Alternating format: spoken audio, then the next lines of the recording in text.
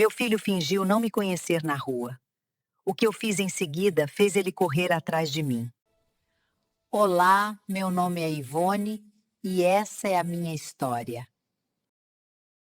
Quem é ela, André? A voz da mulher ao lado dele soou cristalina, elegante, quase musical. Contrastava violentamente com o som rouco e desesperado que tinha acabado de sair da minha garganta. Eu parei. O mundo parou. Eu não sei. Deve ser alguém pedindo dinheiro. Nunca vi essa mulher na minha vida. Vamos, amor. A reserva no restaurante expira em 5 minutos. A frase não veio como um soco. Se fosse um soco, teria doído menos. Socos deixam hematomas na pele, roxos que somem com pomada e tempo. Aquela frase foi uma lâmina fina, fria e invisível, entrando direto no centro do meu peito, cortando a aorta, fazendo o sangue quente do meu amor materno vazar para o asfalto frio daquela avenida movimentada. André, meu André, o menino que eu ninei quando tinha febre de 40 graus. O rapaz cujo terno, aquele mesmo terno azul marinho de corte italiano que ele vestia agora, eu ajudei a pagar fazendo horas extras lavando roupa para fora. Ele nem piscou.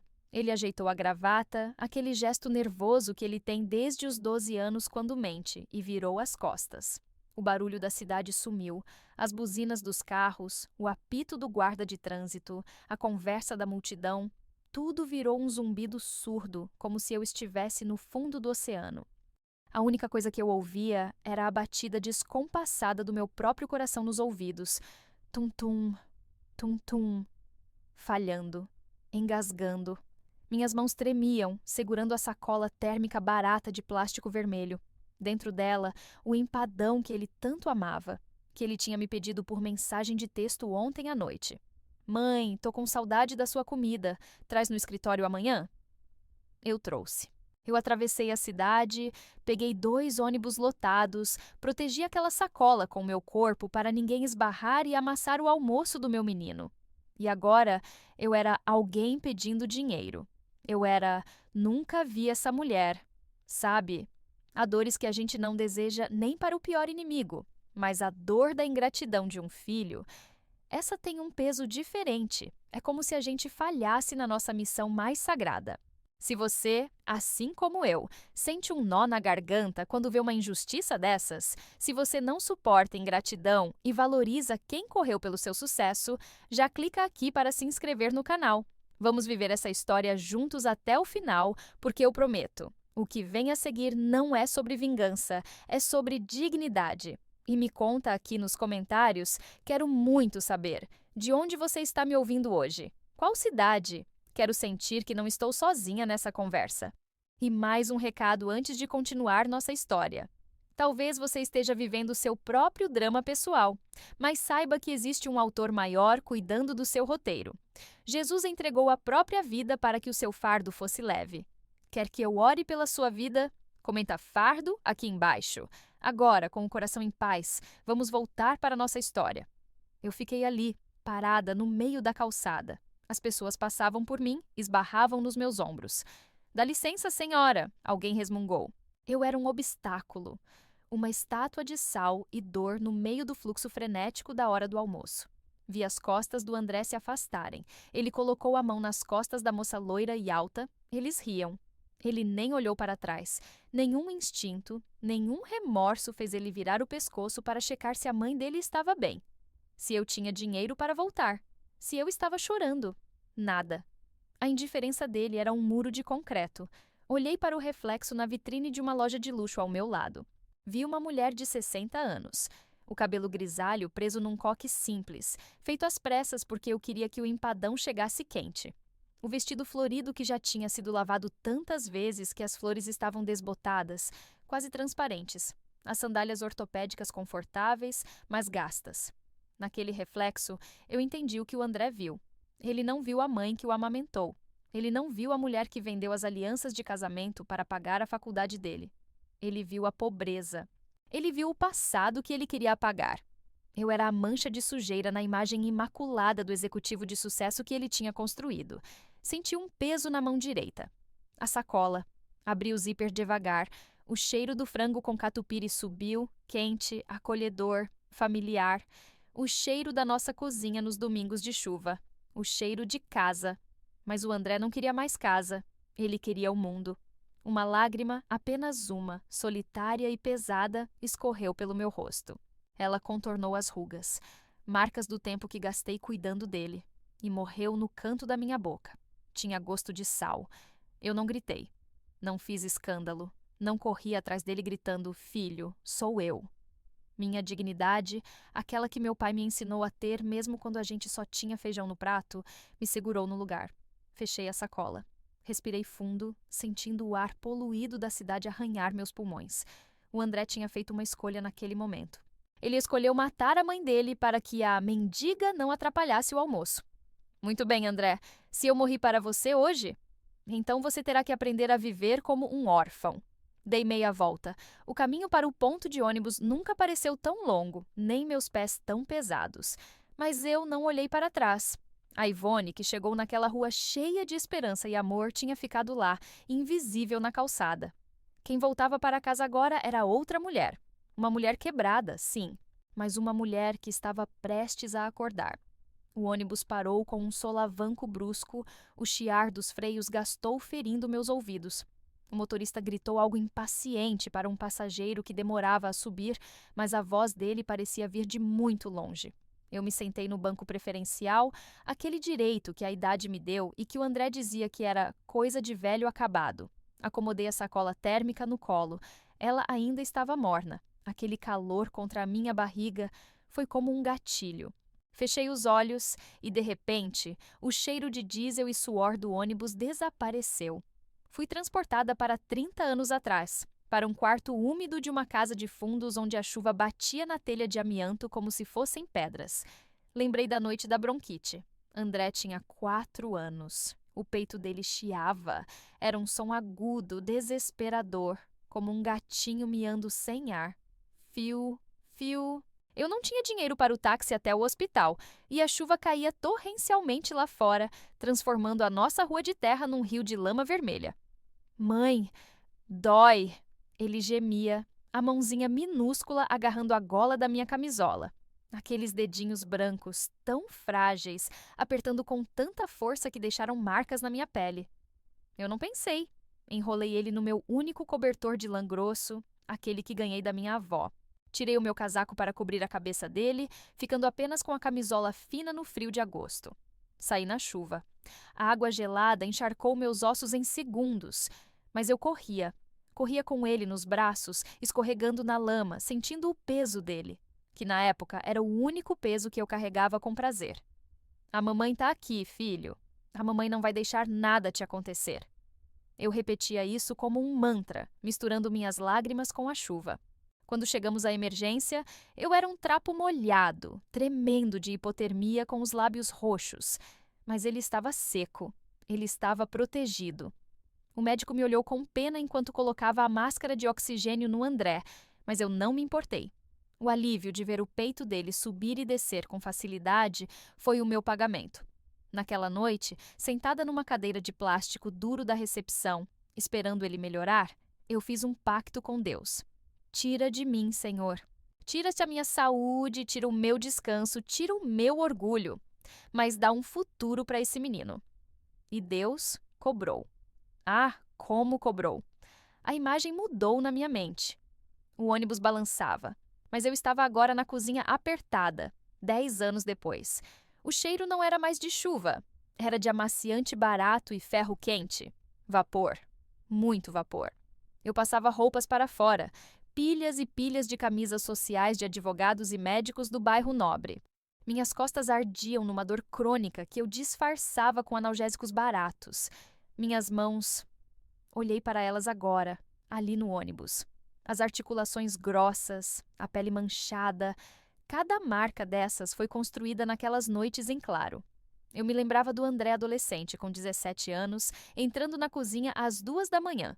Ele estudava para o vestibular. Mãe, o café acabou, ele disse sem tirar os olhos da apostila grossa. Vou fazer, meu filho. Faz forte. Preciso passar em direito. Preciso sair desse buraco. Ele olhou ao redor para as paredes descascadas da nossa cozinha, com um desprezo que na época eu achei que fosse ambição. Hoje, vejo que já era a semente da vergonha.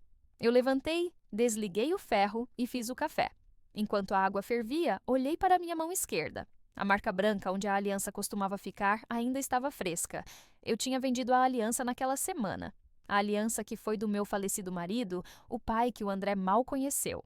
Orei pedindo perdão ao meu esposo, mas o cursinho pré-vestibular do André era caro. Os livros eram caros. É o futuro dele, Roberto, eu sussurrei para o ar. Ele vai ser doutor. Vendi o ouro, vendi a televisão colorida, vendi os meus domingos de descanso para fazer faxina. Tudo virou tijolo na construção do pedestal onde o André subiu. Lembrei do dia da formatura. O beca preta, o capelo, o sorriso brilhante dele no palco. Eu estava na plateia, lá no fundo, porque cheguei atrasada do trabalho. Eu usava este mesmo vestido florido. Na época, ele era novo. Quando chamaram o nome dele, André Luiz da Silva, eu gritei. Eu aplaudi de pé. As pessoas ao meu redor me olharam, algumas sorrindo, outras incomodadas com o meu entusiasmo exagerado. Mas eu não via ninguém. Eu só via a minha obra-prima. Ele desceu do palco e veio até a grade onde os pais estavam. Ele me abraçou. Conseguimos, mãe, ele disse no meu ouvido. Naquele dia, o abraço parecia sincero. Ou talvez eu estivesse tão embriagada de orgulho que não percebi a rapidez com que ele se soltou quando os amigos ricos chegaram perto. Essa é sua mãe, André? Uma menina perguntou. É a dona Ivone, minha guerreira. Ele respondeu. Dona Ivone. Não minha mãe. Minha guerreira. Um título honroso, mas que criava uma distância. Guerreiros a gente admira nos livros de história. Mães a gente ama, beija e apresenta com orgulho. Ali, naquele momento, o muro começou a subir. Eu fui rebaixada de mãe para a mulher que lutou para eu estar aqui. Uma ferramenta. Uma escada que, agora que ele chegou ao topo, podia ser chutada para o lado. O ônibus freou novamente, me trazendo de volta para a realidade cruel da Avenida Brasil. Olhei pela janela suja, aquele menino que agarrava meu dedo com medo da chuva, aquele adolescente que pedia café de madrugada, aquele recém-formado que me chamou de guerreira. Eles morreram. Todos eles morreram esta tarde, na calçada de um restaurante chique. O homem que estava lá não era o André. Era um estranho vestido com o suor do meu trabalho. Um estranho que usava o sucesso que eu comprei com a minha juventude para se envergonhar de mim. Apertei a sacola térmica contra o peito. O empadão já estava esfriando. A ironia era amarga como fel. Eu passei a vida inteira com medo de que faltasse comida no prato dele, de que ele passasse frio, de que ele fosse humilhado por ser pobre. Eu o protegi de tudo. Do frio, da fome, da pobreza, mas esqueci de protegê-lo do próprio ego. Esqueci de ensinar que caráter vale mais que um diploma na parede. Eu criei um doutor. Mas falhei em criar um homem. O cobrador gritou o nome do meu ponto. Levantei-me devagar. Minhas pernas doíam, mas não era cansaço físico. Era o peso da inutilidade. Para que serviam aquelas mãos calejadas agora? Para que serviam as varizes nas pernas de tanto ficar em pé? O projeto da minha vida tinha acabado de me demitir. Desci do ônibus, a minha rua continuava a mesma. Simples, barulhenta, com vizinhos sentados na calçada. Boa tarde, dona Ivone, gritou seu Zé da padaria. O doutor André gostou do empadão? Senti um gosto de sangue na boca. Mordi a língua para não desabar ali mesmo. Forcei um sorriso. Aquele sorriso que as mães aprendem a dar quando querem esconder que o mundo delas acabou. Gostou sim, seu Zé? Menti. Ele estava muito ocupado numa reunião importante, sabe como é? Vida de gente grande. Entrei no meu portão. O silêncio da casa vazia me recebeu. Mas aquele não era o silêncio da paz. Era o silêncio do campo de batalha depois que a guerra acaba e só sobram os corpos. E eu sabia que o pior ainda não tinha passado, porque agora eu teria que encarar a convivência. Eu teria que olhar nos olhos dele quando ele viesse me visitar. Se viesse e fingir que eu não sabia que, para ele, eu era invisível. Coloquei a sacola na mesa da cozinha. Abri. O empadão estava intacto. Peguei um garfo, dei a primeira garfada e levei à boca. Mastiguei a comida que fiz com tanto amor, engolindo junto com o choro que finalmente explodiu, alto e feio, na solidão da minha cozinha. Eu estava comendo a minha própria rejeição. Passaram-se 2 semanas, 14 dias de um silêncio que gritava dentro da minha casa. O telefone fixo, aquele aparelho antigo bege que ficava na mesinha do corredor, parecia me vigiar. Eu passava por ele e sentia um frio na barriga, esperando que tocasse, esperando que o André dissesse: "Mãe, desculpa. Eu fui um idiota. Eu tive medo. Me perdoa." Mas o telefone não tocou com desculpas. Tocou com uma obrigação. "Mãe." A voz dele era seca, profissional. A mesma voz que ele deve usar para demitir funcionários. "Domingo agora é aniversário da Vanessa. Vamos fazer um almoço aqui no apartamento. Esteja pronta às 11. O motorista do Uber vai te buscar. Não se atrase. Nem oi, nem tudo bem, nem bença. Apenas uma convocação." Eu deveria ter dito não. Deveria ter dito que estava doente ou ocupada assistindo a tinta secar na parede. Mas o coração de mãe é um traidor.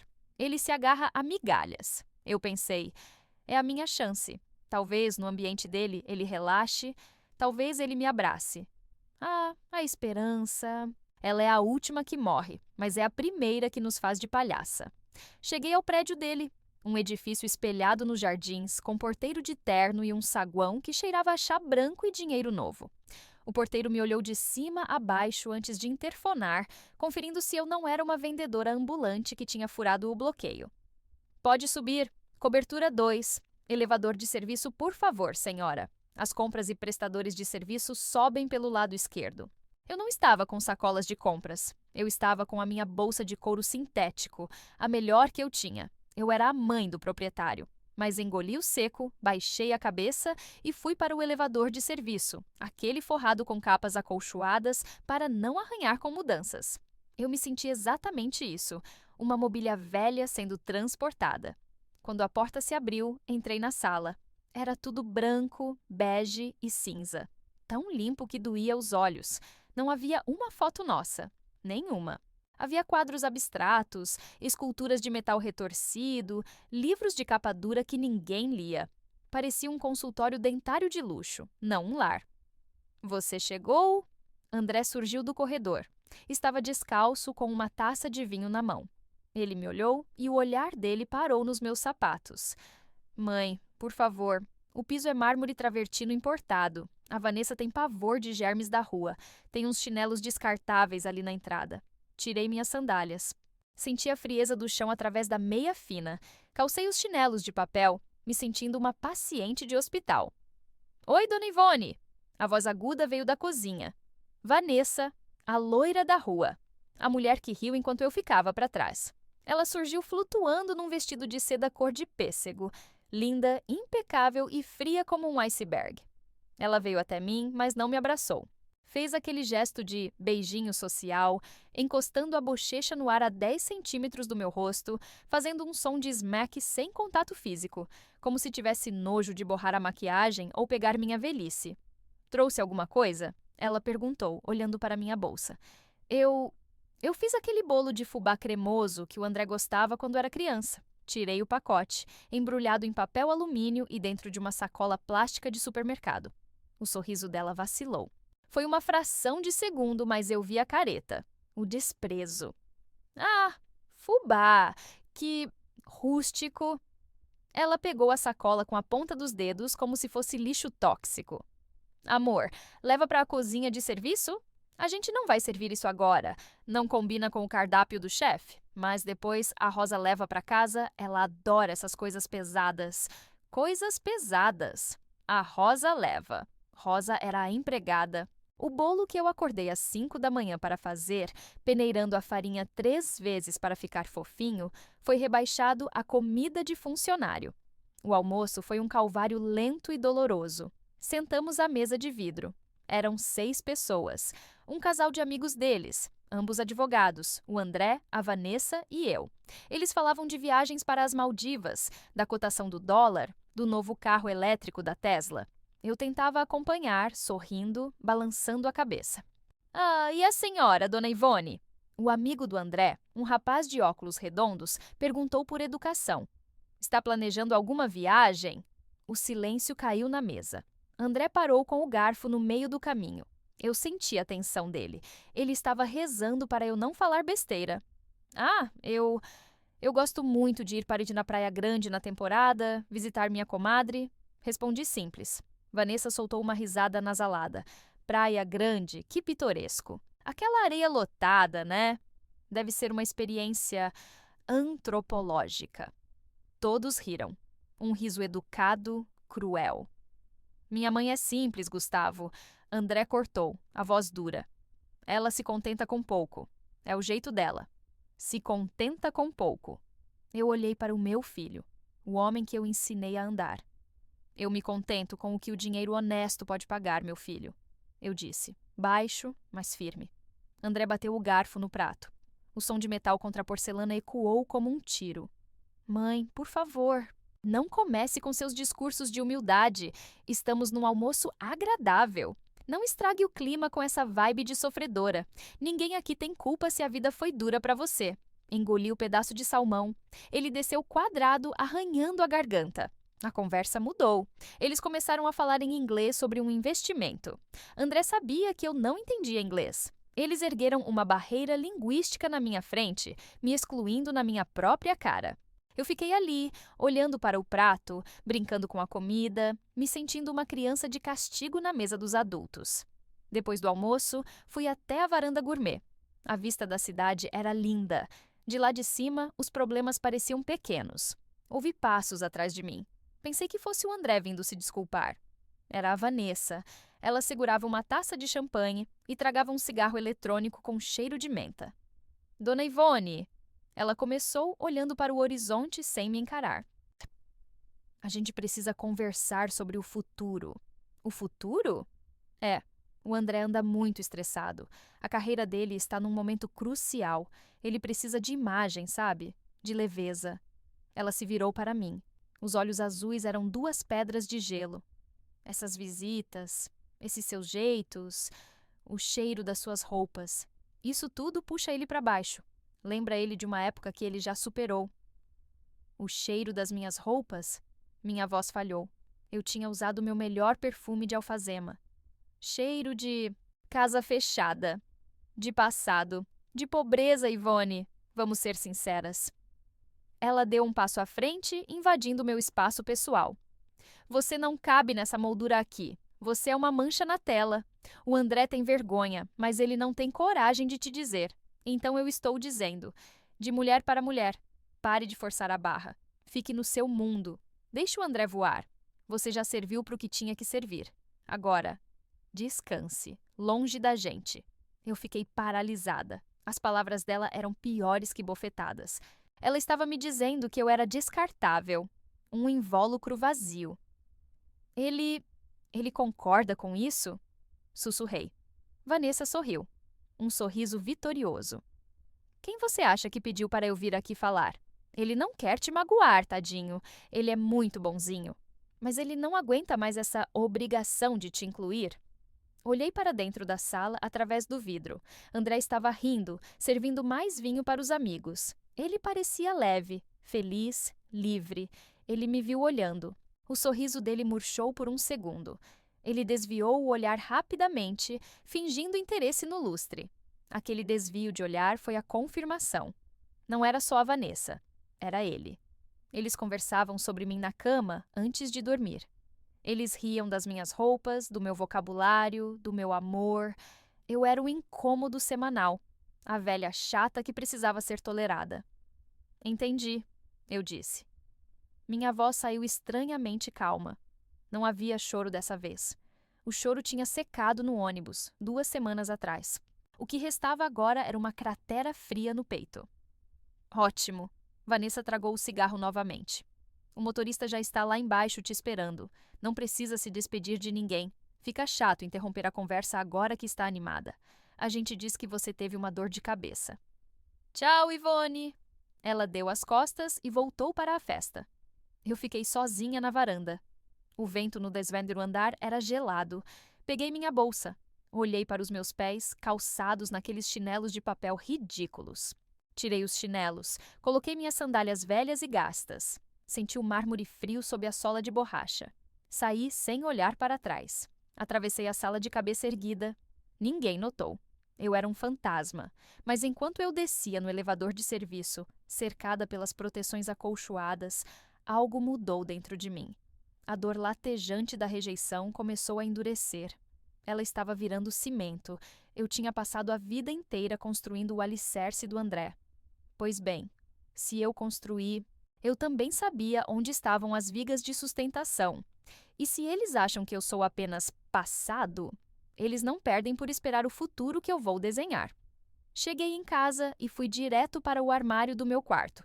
Lá no fundo, embaixo de lençóis velhos, havia uma caixa de sapatos marrom amarrada com barbante. A caixa dos documentos. Sentei na cama, desamarrei o nó. Minhas mãos não tremiam mais. Era hora de ver o que exatamente estava no meu nome e o que o André achava que era dele.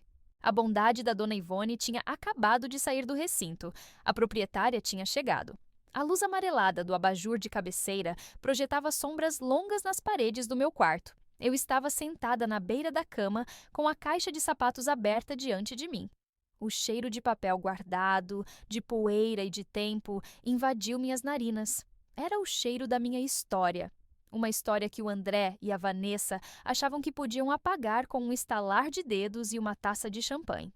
Meus dedos, trêmulos apenas pelo frio da noite, começaram a folhear as certidões, os recibos amarelados e as escrituras. O que eles não sabiam, ou o que o André, na sua arrogância de doutor, escolheu esquecer, é que eu nunca fui apenas uma faxineira que lavava roupa para fora. Eu era a filha de um homem que não teve estudo, mas tinha uma inteligência de terra, de posse, de sobrevivência. Meu pai, o velho Sebastião, sempre dizia: Filha, nunca coloque sua vida na mão de ninguém, nem do seu sangue. O papel aceita tudo, mas a terra é o que te sustenta. Tirei de dentro de um envelope pardo um documento que não via há anos. Era a escritura do casarão, onde funcionava a sede da empresa de logística que o André tanto se orgulhava de dirigir. Ele achava que, por ser o CEO, por ter o nome na placa da porta, ele era o dono de tudo. Ele se esqueceu de um detalhe crucial. Aquele terreno, no centro da cidade, pertencia ao meu pai. Quando o papai morreu, ele deixou o usufruto para mim e a propriedade em meu nome. Na época em que o André abriu a empresa, ele estava começando, cheio de sonhos. Eu, como toda mãe tola e cheia de amor, assinei um contrato de comodato, um empréstimo gratuito. Eu disse: use o terreno, meu filho, construa seu império. Quando você crescer, a gente regulariza. O contrato tinha uma cláusula de renovação automática a cada 5 anos, a menos que uma das partes manifestasse o desejo de retomar o imóvel com 30 dias de antecedência. Olhei para o calendário na parede. Faltavam exatamente 45 dias para o fim do ciclo de 5 anos. Você é uma mancha na tela, não é, Vanessa? Sussurrei para o quarto vazio, sentindo um gosto metálico de determinação na boca. Pois essa mancha aqui é o que segura o teto onde vocês dormem. Mas não era só isso. Continuei mexendo na caixa. Encontrei os extratos da conta poupança que eu mantinha em segredo. Durante 30 anos, cada centavo que sobrava das faxinas, cada troco que eu economizava no mercado, cada nota de R$ 10 que eu não gastava com um sapato novo para mim, eu depositava ali. Eu guardava para a minha velhice, dizia a mim mesma. Mas no fundo, eu guardava para o André, caso ele precisasse um dia. Eu era o fundo de reserva invisível dele. Eu era a garantia que ele nunca soube que tinha. De repente, o silêncio da casa foi quebrado pelo som de uma notificação no meu celular. Era o grupo da família, um grupo onde eu raramente falava, mas onde eu lia tudo. Vanessa tinha acabado de postar uma foto. Eram eles no restaurante de luxo depois do almoço. A legenda dizia: celebrando a vida com quem realmente importa. Família é quem a gente escolhe. Na foto, André sorria, segurando uma taça.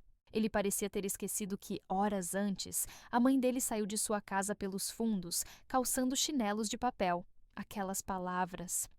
Quem realmente importa. Aquilo foi a gota d'água. Não foi um balde, foi uma única gota que transbordou um oceano de paciência. Senti um clique dentro da minha cabeça. Sabe aquele momento em que a tristeza cansa de ser triste e resolve virar força? Foi exatamente isso. O peso no meu peito, aquela angústia que me fazia querer chorar o dia todo, simplesmente evaporou. No lugar dela, nasceu uma clareza fria e cristalina. Eu não ia gritar com ele. Não ia ligar chorando e cobrando amor. O amor não se cobra, André. O amor se dá. E se você decidiu que eu não mereço o seu, você também decidiu que não merece o meu suporte. Sem vingança, Ivone.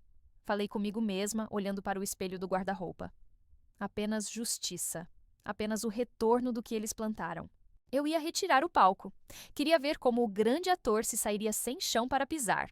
Peguei o telefone. Eram quase 10 da noite, mas eu sabia que ele estaria acordado. Não liguei para o André. Liguei para o Dr. Ricardo, um advogado antigo, filho de uma das patroas para quem eu trabalhei por 20 anos. Ele sempre me disse: Dona Ivone, se a senhora precisar de qualquer coisa, a senhora me liga. A senhora é como uma tia para mim. Alô, Ricardo? Desculpa a hora, meu filho. É a Ivone?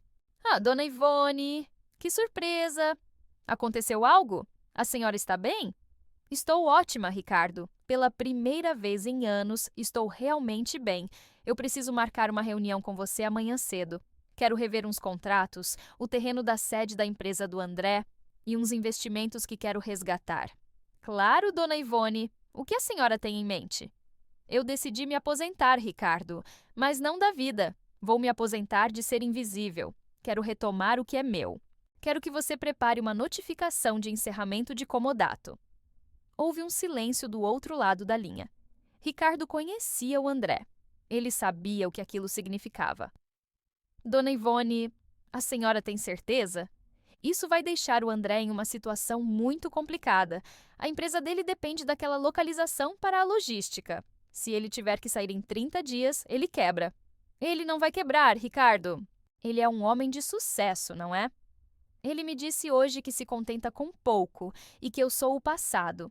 Pois bem, vou deixar ele viver o futuro dele sem o peso do meu passado atrapalhando. Desliguei o telefone. Fui até a cozinha. Olhei para a sacola térmica vermelha ainda em cima da mesa. O resto do empadão estava lá. Peguei a sacola e caminhei até o portão. Havia um rapaz de rua que sempre dormia perto da praça, um homem que sempre me cumprimentava com um respeito que meu próprio filho tinha esquecido de ter. Boa noite, seu Jorge. Está com fome? Perguntei, estendendo a sacola.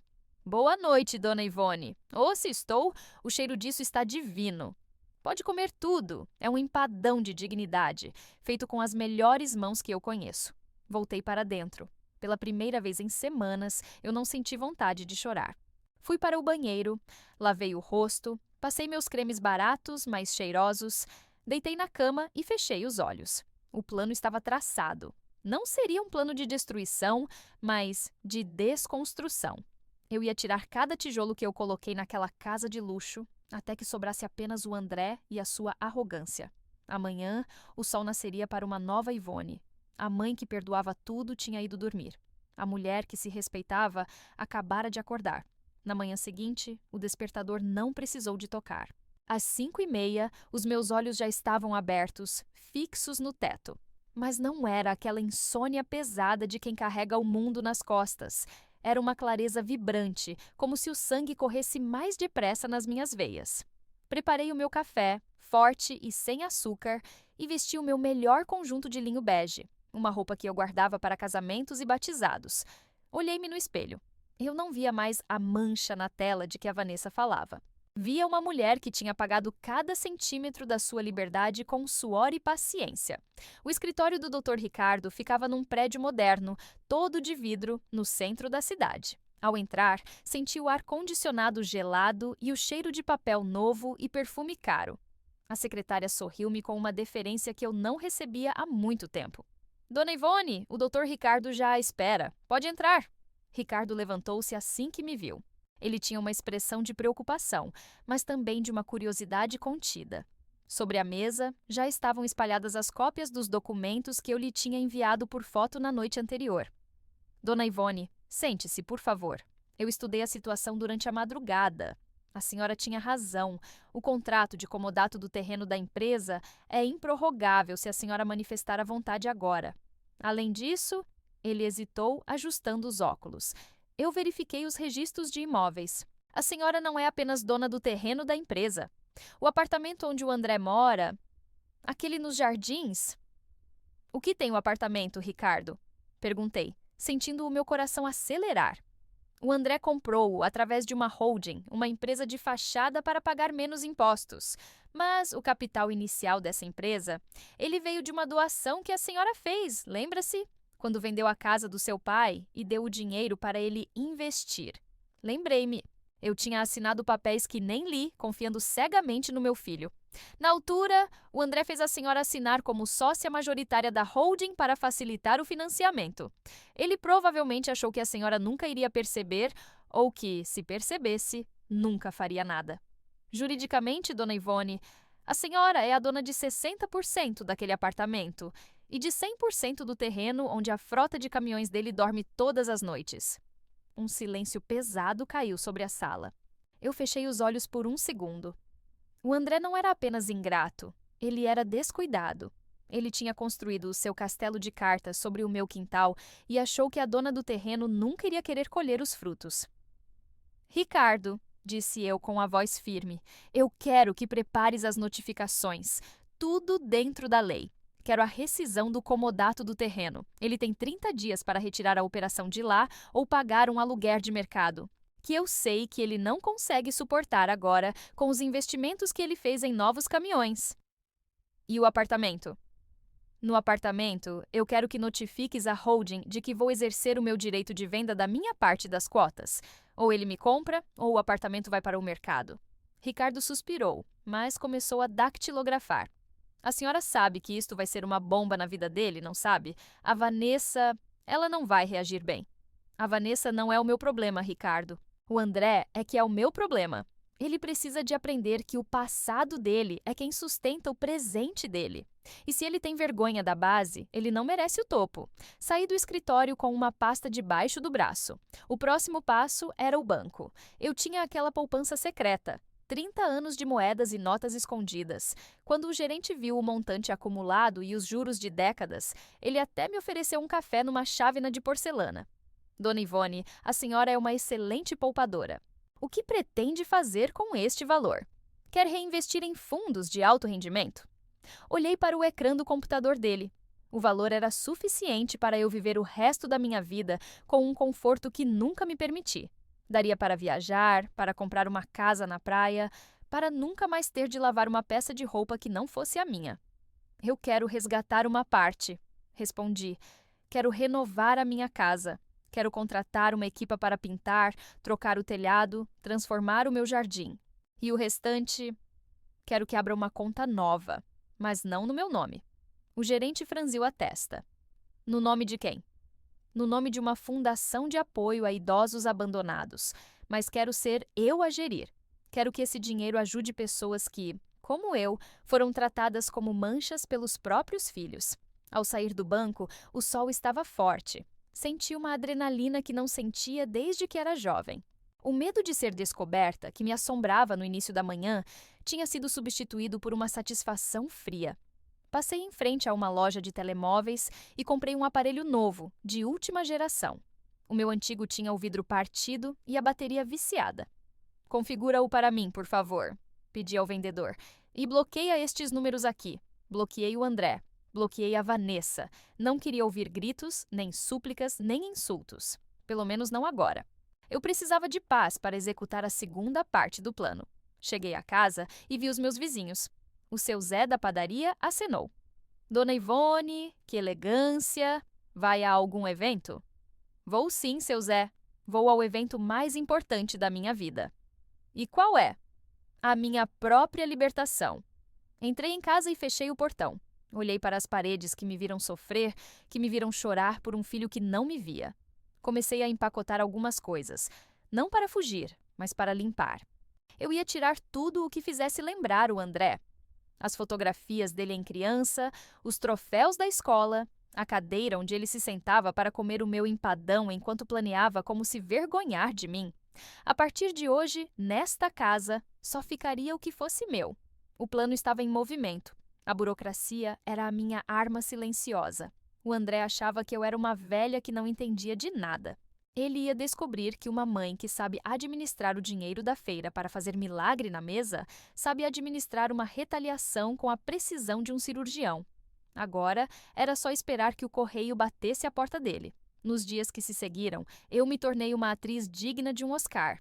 As notificações judiciais e extrajudiciais levariam alguns dias para serem entregues e processadas, e eu precisava manter a fachada de velhinha inofensiva até que o golpe de realidade os atingisse. Desbloqueei o André apenas para uma última interação. Precisava que ele não suspeitasse de nada. Mandei uma mensagem simples, curta, como se eu tivesse aceitado o meu lugar de invisibilidade. Filho, entendi o que a Vanessa disse no domingo. Peço desculpas se atrapalhei. Vou ficar um tempo mais na minha para não causar estresse. Fica bem. A resposta dele veio horas depois, fria. Que bom que você entendeu, mãe. É melhor assim para todo mundo. Juízo. Juízo. Ele estava pedindo juízo para a mulher que o ensinou a distinguir o certo do errado. Aquilo foi o combustível final. Minha vida se dividiu em duas. De manhã e à tarde, eu era a Dona Ivone que os vizinhos conheciam. Saía para comprar pão, regava as plantas, conversava com a vizinha sobre o preço do feijão. Mas, assim que eu entrava no meu portão, o clima mudava. Minha sala virou um quartel-general. O doutor Ricardo vinha me visitar quase todas as noites. Ele trazia relatórios. Pô, Ivone, a notificação sobre o terreno foi entregue hoje na sede da empresa. O jurídico dele deve estar em pânico agora. Eles têm 30 dias para apresentar uma contraproposta de aluguel ou desocupar a área. E o apartamento? Perguntei, servindo-lhe um chá. A notificação da holding foi enviada para o endereço residencial dele. Deve chegar amanhã ou depois. Ivone, você tem noção de que está retirando o chão e o teto dele ao mesmo tempo? Eu não estou retirando nada, Ricardo. Eu estou apenas parando de carregar o peso por ele. Se ele é o homem de negócios que diz ser, ele que resolva. Enquanto o mundo do André começava a tremer silenciosamente nos bastidores burocráticos, eu comecei a minha própria transformação. Usei parte daquele dinheiro da poupança para cuidar de mim, não por vaidade fútil, mas por respeito. Fui ao salão, hidratei meus cabelos, fiz as unhas que estavam amareladas de tanto usar produtos de limpeza. Comprei roupas novas. Nada de seda cara como a da Vanessa, mas roupas de boa qualidade, que me faziam sentir firme, elegante, viva. A ironia era deliciosa. Eu sabia que naquele exato momento o André devia estar em reuniões tensas com seus advogados. Imaginava ele gritando: como assim o terreno é dela? Como assim ela é sócia do meu apartamento? Ela é só uma velha que mora no subúrbio. Eu podia quase ouvir o som do ego dele rachando. Certa tarde, passei propositalmente em frente ao prédio dele. Estava num táxi, bem vestida, olhando pela janela. Vi o carro dele saindo da garagem. Um SUV luxuoso, preto, brilhante. Vi o rosto dele pelo vidro entreaberto. Ele parecia 10 anos mais velho. Estava ao telefone, gesticulando freneticamente, com uma expressão de puro pavor. A arrogância tinha dado lugar à urgência do desespero. Ele não me viu. Para ele, eu era apenas mais uma senhora dentro de um táxi. Cheguei em casa e encontrei uma mensagem da Vanessa. Ela não sabia que eu tinha bloqueado e desbloqueado, mas parece que o desespero dela foi maior que o orgulho. Ela mandou um áudio no WhatsApp do André que ele me encaminhou. Provavelmente ele a obrigou a tentar amaciar a velha. Dona Ivone, o André comentou que houve um mal-entendido com os documentos da empresa. Ele está um pouco confuso. Sabe como é a cabeça de homem de negócios? Vamos marcar um chá aqui em casa? Queria te mostrar as fotos novas da decoração. Sorri sozinha na cozinha. Um mal-entendido.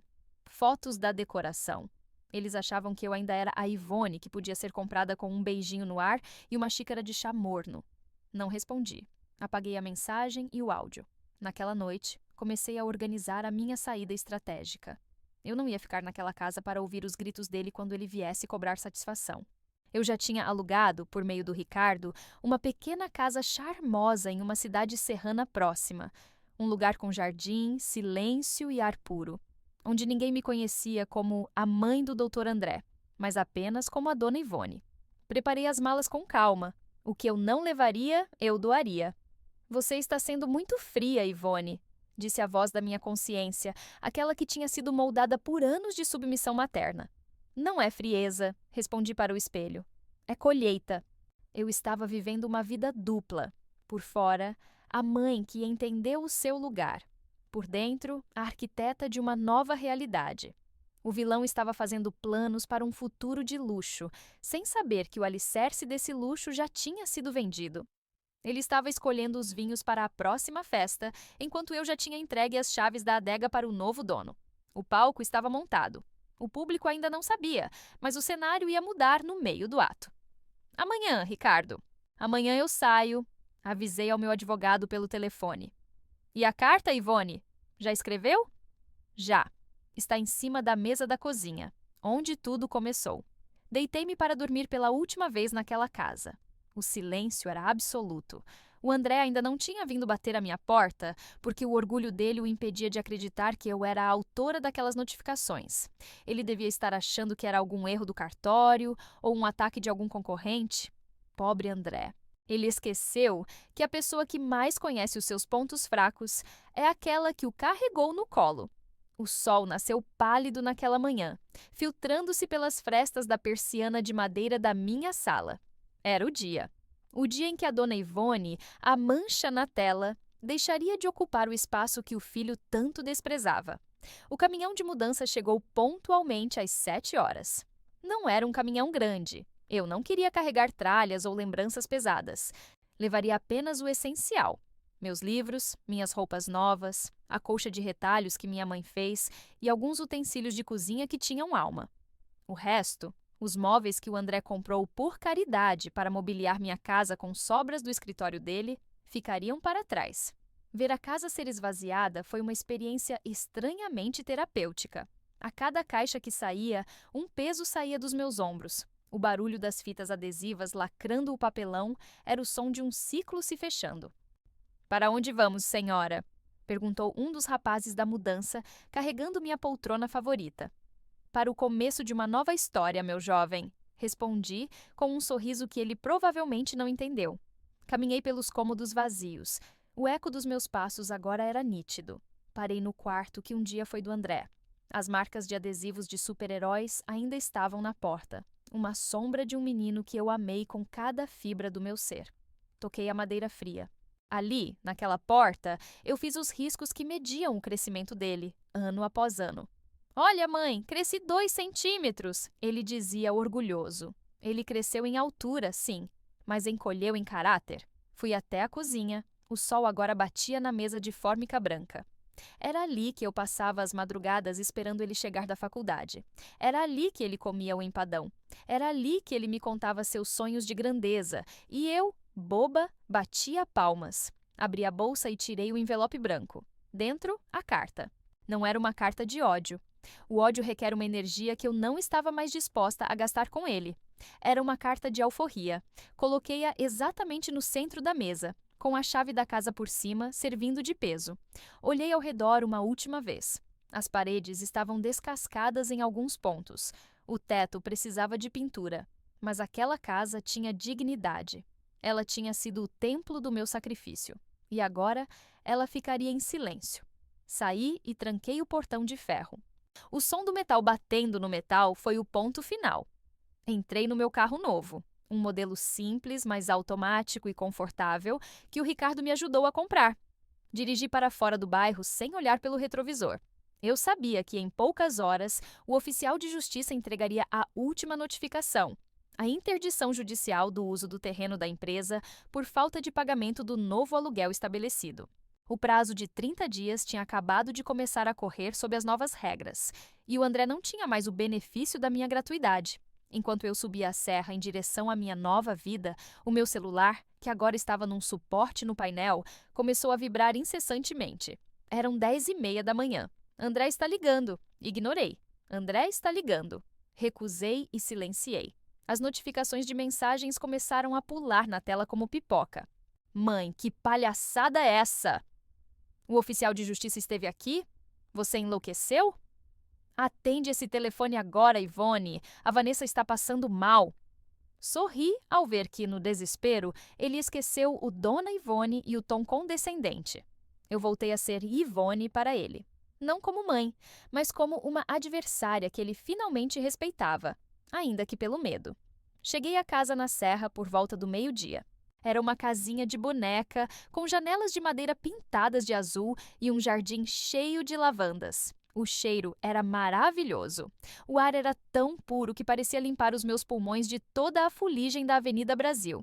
Os rapazes descarregaram tudo rapidamente. Quando eles foram embora e eu fechei a porta da minha nova casa, sentei-me no chão da sala, ainda cercada por caixas. O silêncio ali era diferente. Não era o silêncio da solidão, era o silêncio da paz. Pela primeira vez em 30 anos, eu não tinha que me preocupar se o jantar do André estava pronto. Não tinha que me preocupar se ele tinha camisas passadas, não tinha que me preocupar se a minha presença o envergonhava. Peguei o celular uma última vez antes de desligá-lo para aproveitar a minha primeira tarde de liberdade. Havia uma última mensagem dele, enviada há 2 minutos. Eu estou indo na sua casa agora. A gente vai resolver isso por bem ou por mal. Você não pode fazer isso com a minha empresa! Olhei para a tela e senti uma pontada de pena. Ele ainda achava que a empresa era dele. Ele ainda achava que eu estava na casa velha, esperando o sermão dele. Aproveite o silêncio da cozinha, André, sussurrei. A carta explica tudo. Desliguei o aparelho. Fui até a cozinha da nova casa, coloquei água para ferver e abri um pacote de biscoitos amanteigados que comprei no caminho. O sol da tarde entrava pela janela, iluminando as flores de lavanda lá fora. Eu tinha esvaziado a casa velha, mas tinha enchido a minha alma. A execução estava completa. O resto agora não era comigo, era com o destino, com os advogados e com a consciência que o André teria que encontrar no meio dos destroços do seu orgulho. Enquanto eu sentia o aroma das lavandas na serra, a quilômetros dali, o asfalto quente da capital fervia sob os pés do meu filho. Eu consigo visualizar a cena como se estivesse lá, escondida em algum canto daquela sala de jantar que ele tanto se orgulhava. André estacionou o carro bruscamente em frente à minha antiga casa. Ele não tocou a campainha. Ele esmurrou o portão de ferro. Mãe! Ivone! Abre essa porta! O grito dele ecoou pela rua silenciosa, fazendo os vizinhos espiarem pelas frestas das cortinas. Ele não obteve resposta. O silêncio daquela casa agora era um muro intransponível.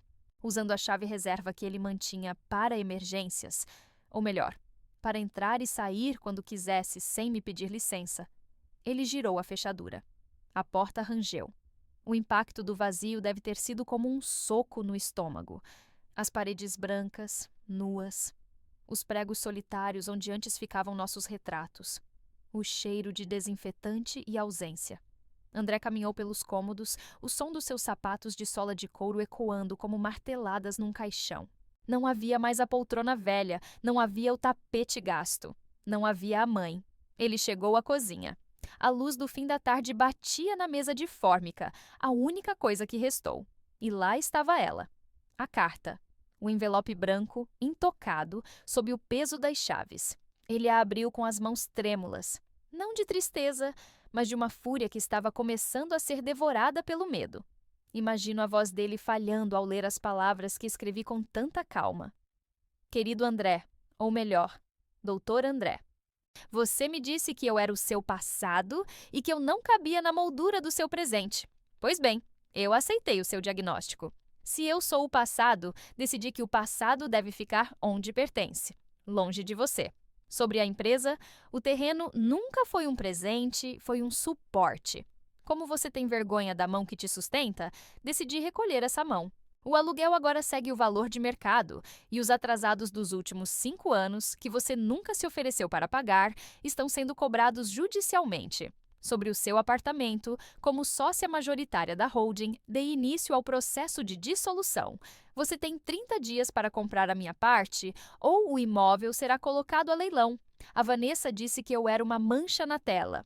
Espero que ela saiba que essa mancha é quem pagava as prestações da tela onde vocês fingem ser felizes. Não me procure. Não tente me convencer com lágrimas que você não sentiu quando me viu sozinha naquela calçada. Você queria que eu fosse invisível? Parabéns! Você conseguiu. Com amor. Aquele que você descartou. Ivone. André deve ter caído sentado naquela cadeira de plástico que sobrou no canto. A ficha não caiu de uma vez. Ela despencou como uma avalanche. Naquela mesma hora, o telefone dele não parava. Eram os advogados da empresa. André? Onde você está? O oficial de justiça acabou de sair daqui com uma liminar? Se a gente não apresentar o comprovante de propriedade ou o contrato de aluguel novo assinado, eles vão lacrar o pátio dos caminhões amanhã cedo. A operação vai parar, André. Temos contratos com prazos de entrega vencendo em 24 horas. Ele desligou o telefone, o rosto pálido. O pânico financeiro é um monstro que não respeita terno italiano.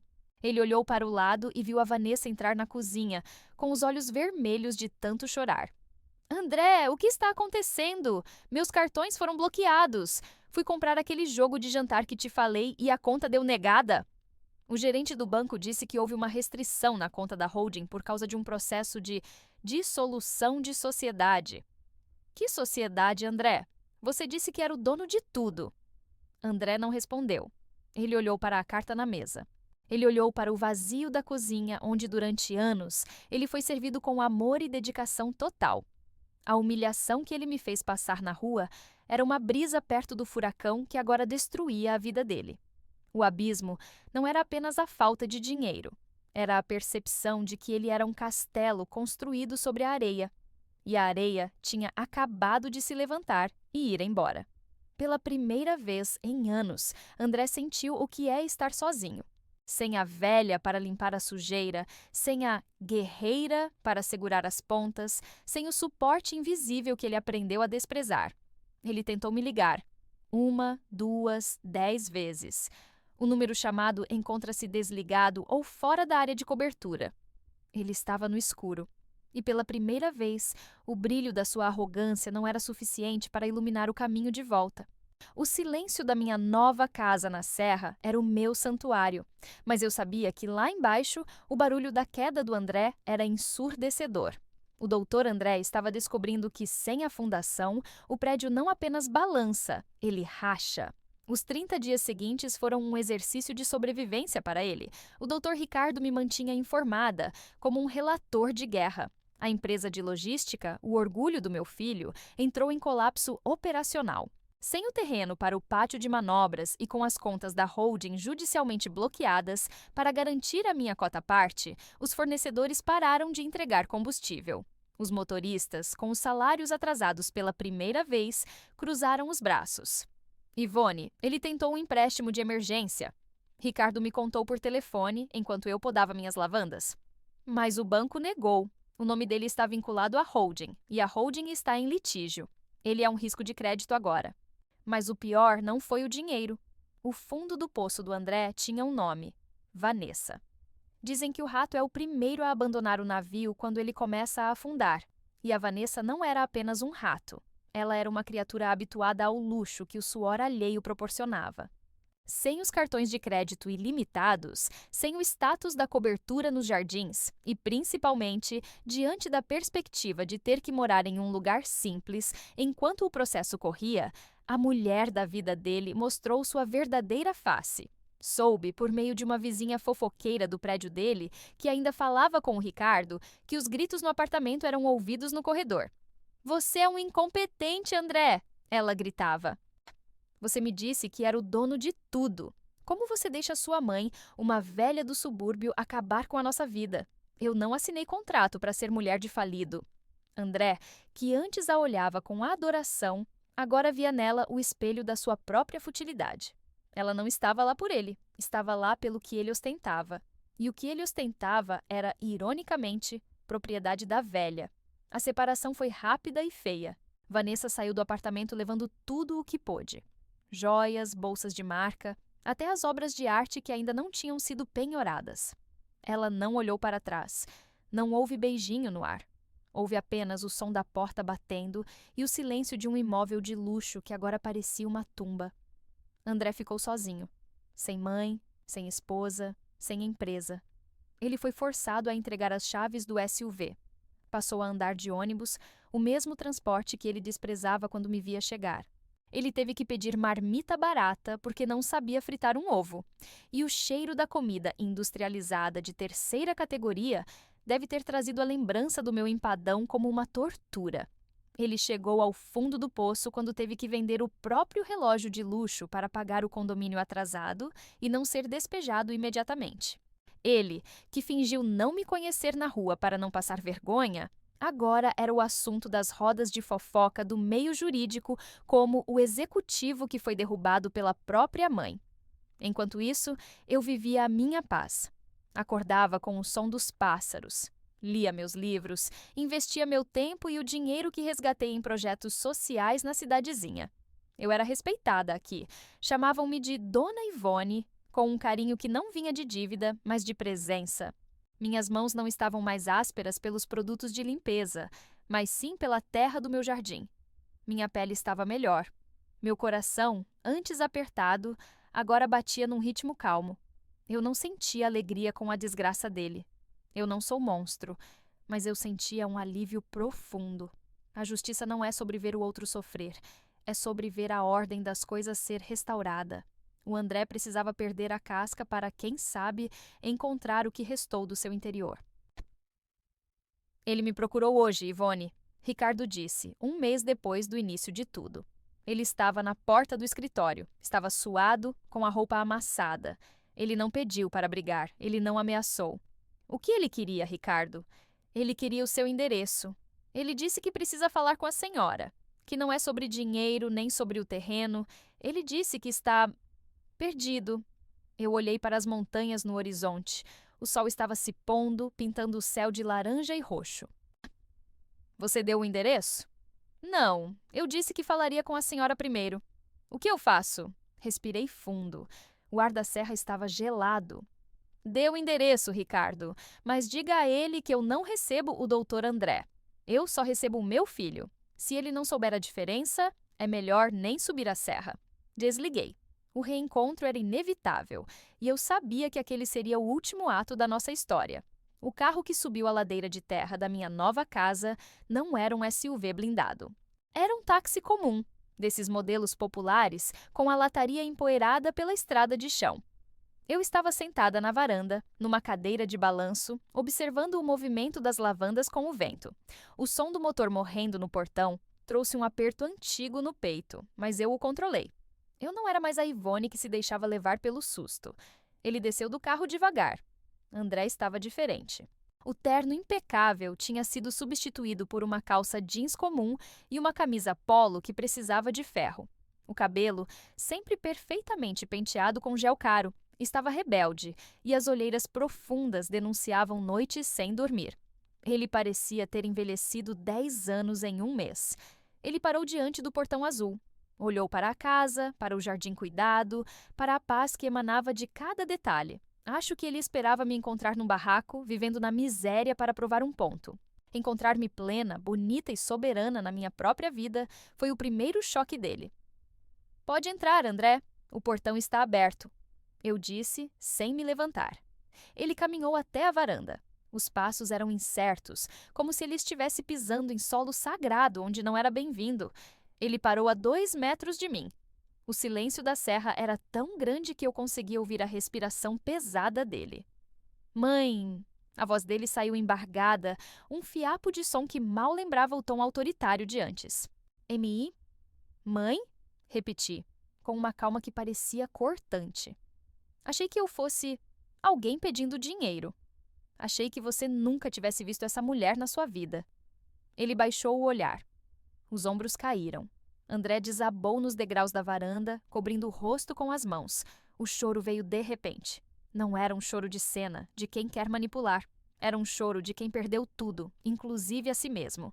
Eu fui um monstro, mãe. Eu sei, eu me perdi. Eu deixei a vaidade e aquela vida de aparências me cegarem. Eu tinha vergonha de onde vim porque eu tinha medo de não pertencer aonde eu estava. Eu continuei balançando a cadeira. Ranger. O som rítmico era o único contraponto ao pranto dele. Você não tinha vergonha de onde veio, André. Você tinha vergonha de quem te amou. Vergonha da base que te segurou. A pobreza não está nas minhas roupas ou no meu cheiro de alfazema. A pobreza estava na sua alma. A Vanessa me deixou, ele soltou entre soluços. Ela levou tudo o que restou. A empresa vai entrar em recuperação judicial. Eu vou perder o apartamento. Eu não tenho nada, mãe. Nem casa, nem nome, nem nada. Eu parei de balançar a cadeira. Inclinei-me para a frente, olhando bem no fundo dos olhos dele. Aqueles olhos que um dia brilharam de febre e eu cuidei com tanto medo de perdê-lo. Você não perdeu o seu nome, André. Silva é o meu nome também. Você só perdeu a máscara. E sobre não ter nada, você tem exatamente o que sobrou depois que a arrogância foi embora. O que você vê no espelho hoje é o André real, aquele que eu criei, mas que você tentou matar. Ele estendeu a mão, tentando tocar o meu joelho, mas hesitou, como se temesse que eu fosse desaparecer. Me perdoa, eu não vim pedir para você retirar os processos. O Ricardo me explicou tudo. Você tem todo o direito. Eu só queria que você soubesse que eu sei quem você é agora. E eu sei quem eu fui. Eu sinto tanto nojo de mim mesmo por ter fingido que não te conhecia naquela rua. Eu respirei o ar gelado da tarde. Ali estava o meu filho, reduzido a nada, implorando por uma migalha de conexão. O plano de justiça tinha funcionado. Ele estava no chão. O perdão é uma coisa, André. A confiança é outra. Eu disse com a voz firme. Eu te perdoo como cristã e como mãe. Mas a dona Ivone, que lavava suas camisas e aceitava suas migalhas de atenção, essa mulher realmente morreu naquela calçada, exatamente como você desejou para os seus amigos. Ele olhou para mim, com os olhos vermelhos e desesperançados. Então, acabou? O que acabou foi a minha servidão. Mas o seu julgamento, o seu acerto de contas com a vida, esse está apenas começando. Levantei-me e fui até a cozinha. Voltei com um copo de água e uma fatia do mesmo bolo de fubá que a Vanessa chamou de coisa pesada. Coloquei na mesa ao lado dele. Coma. Você parece que não se alimenta há dias. Vamos conversar. Mas não sobre negócios. Vamos conversar sobre o que você vai fazer agora que não é mais um doutor de fachada. André pegou o pedaço de bolo. A primeira mordida pareceu um sacramento. Ele chorou de novo, mas dessa vez comendo. Era o gosto da infância, o gosto da verdade que ele tentou enterrar sob camadas de luxo falso. Ele estava ali, pequeno, vulnerável e destruído. Mas pela primeira vez em muitos anos, eu sentia que estava falando com o meu filho de verdade, e não com o personagem que ele tinha criado. O reencontro estava acontecendo, mas as regras agora eram minhas. O sol já tinha se escondido atrás das montanhas, deixando o céu num tom de azul profundo, quase preto. Na varanda, apenas uma luz amarela iluminava o rosto de André, que agora tinha parado de chorar, mas mantinha o olhar fixo no prato vazio de bolo. O silêncio da serra era o tribunal onde ele estava sendo julgado, não por juízes de toga, mas pela consciência de uma mãe que não tinha mais nada a temer. Você quer saber o que vai acontecer agora, não é? Eu comecei, minha voz saindo pausada, ecoando no ar frio. Eu não espero nada, mãe. Ele respondeu, baixo. Eu só queria que o chão me engolisse. Pois eu vou te dizer o que vai acontecer. Eu não vou retirar as notificações. O processo da holding vai continuar. O terreno da empresa voltará para o meu controle total e eu já dei instruções ao Ricardo para negociar a venda para um grupo de logística sério. O dinheiro da sua derrota, André, será o meu fundo para a fundação que estou abrindo. Ele fechou os olhos, mas não protestou. Você me chamou de mancha na tela através daquela mulher. Você achou que minha existência era um erro no seu roteiro de sucesso. Pois bem, agora a moldura quebrou. Você vai ter que morar num lugar que possa pagar com o seu próprio esforço sem as minhas escrituras. Vai ter que trabalhar como funcionário em algum escritório, se alguém te contratar depois da fama de ter sido processado pela própria mãe. Eu me levantei e comecei a andar de um lado para o outro. Sabe o que mais me doeu, André? Não foi você ter vergonha da minha roupa. Foi você ter negado o sacrifício. Cada vez que você ignorava meu telefonema, você estava dizendo que as noites que eu passei em claro com você no colo não valeram nada. Cada vez que você ria das piadas da Vanessa sobre a minha simplicidade, você estava cuspindo na aliança de ouro do seu pai que eu vendi para te dar um futuro. Você não traiu apenas a mim, você traiu a história da sua família. Eu sei, mãe, eu sei, ele murmurou, a voz sufocada. Não, você não sabe. Você só sabe agora porque a água bateu na sua bunda. Se você ainda estivesse ganhando milhões e a Vanessa estivesse te dando beijos, você nem estaria aqui. Você estaria agora num jantar caro, rindo de como a velha ficou para trás. O seu arrependimento tem o cheiro do seu fracasso. E é por isso que eu não posso te dar o conforto que você quer. Aproximei-me dele e segurei o queixo dele, forçando-o a olhar para mim.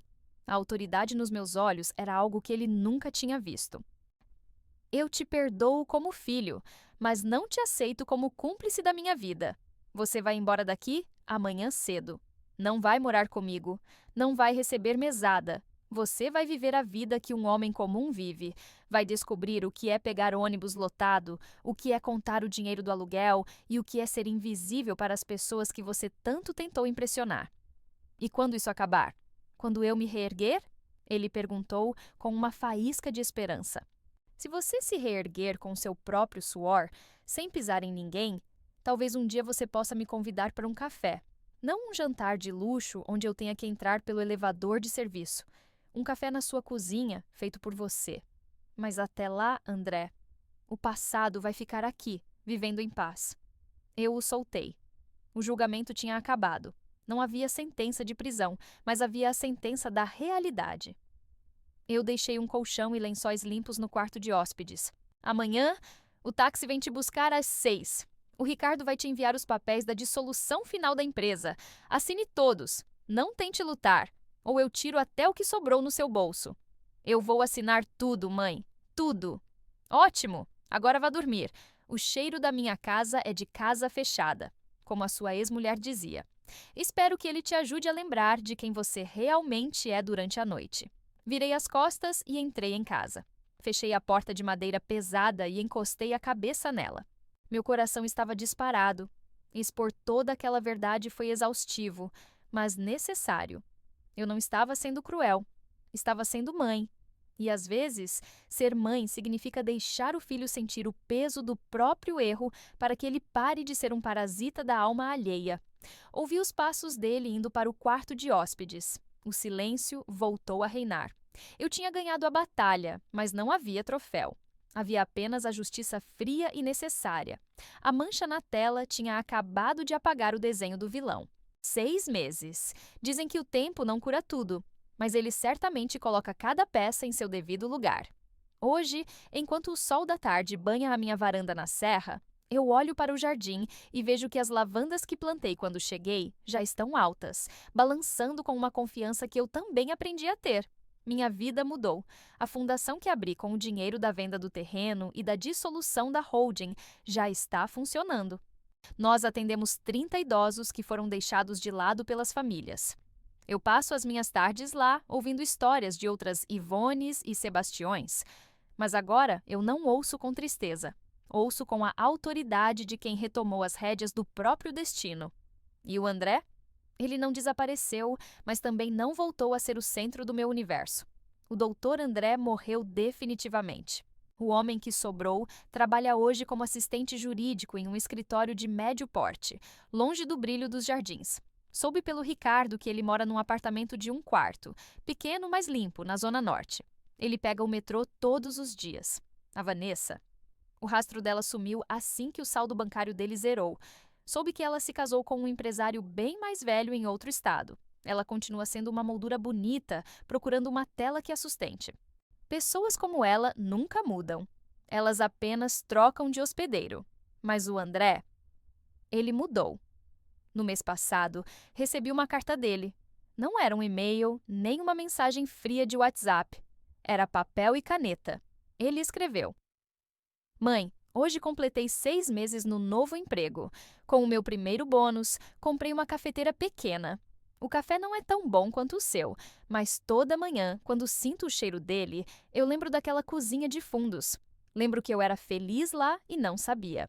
Obrigado por ter me deixado cair. Se você tivesse me segurado, eu nunca teria aprendido a andar com meus próprios pés. Eu não respondi a carta com palavras, mas mandei pelo Ricardo uma pequena muda de lavanda do meu jardim com um bilhete. Plante num vaso. Cuide dela. Se ela sobreviver, você saberá que está pronto para cuidar de algo além do próprio ego. Hoje é domingo. O portão azul se abre e não é um táxi que estaciona. É um carro simples, usado, mas pago com o suor de um trabalho honesto. André desce.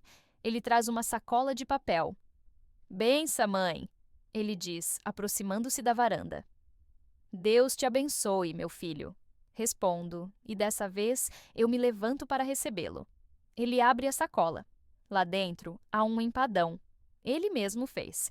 A massa está um pouco quebradiça e o recheio talvez não tenha o tempero exato que eu ensinei. Mas o cheiro é de verdade. Sentamos na mesa da varanda. Comemos em silêncio por alguns minutos, apreciando a vista das montanhas. Não há mais tensão, não há mais vergonha, não há mais status entre nós. Há apenas uma mãe e um filho que atravessaram o inferno da ingratidão para chegar ao purgatório da verdade. Olho para as minhas mãos. Elas estão macias, mas ainda carregam as marcas do tempo. Marcas que eu não escondo mais com luvas ou vergonha. São marcas na alma que se transformaram em cicatrizes de vitória. Aprendi que respeitar os pais não é apenas uma obrigação moral. É uma âncora que impede que o sucesso nos leve para longe de quem realmente somos. E o André aprendeu que a maior riqueza que um homem pode ter não é um imóvel nos jardins ou um terno italiano, mas a capacidade de olhar nos olhos da mulher que lhe deu a vida e dizer: eu te vejo e eu tenho orgulho de ser seu. A vida segue seu curso. A mancha na tela agora é a cor mais vibrante de uma nova pintura. Uma pintura onde a moldura não importa mais, porque o que está dentro é finalmente eterno.